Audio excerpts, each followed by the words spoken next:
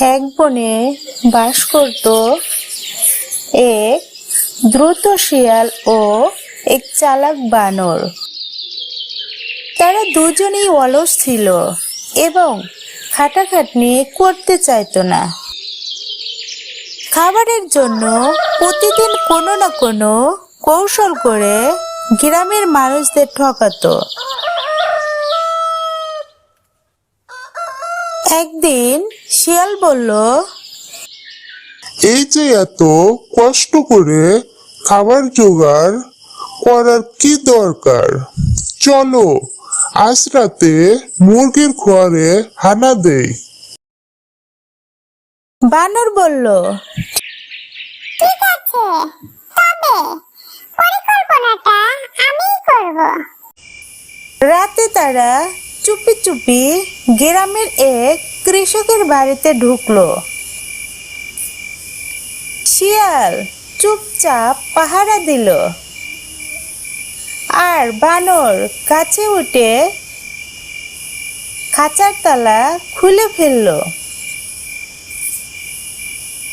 কয়েকটা মুরগি চুরি করে তারা জঙ্গলে পালিয়ে গেল।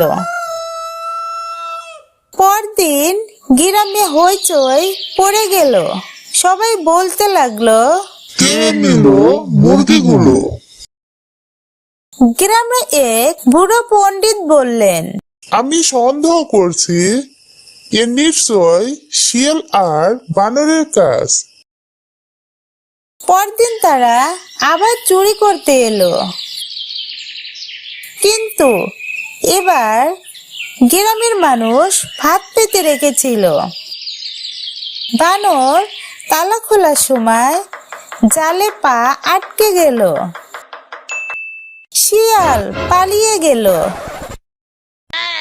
কিন্তু বানর ধরা পড়ে গেল। মানুষেরা বলল, চোর ধরা পড়েছে, এবার বিচার হবে। বানর কেঁদে কেঁদে বলল, আমি একা ছিলাম না, শিয়ালও ছিল আমার সাথে।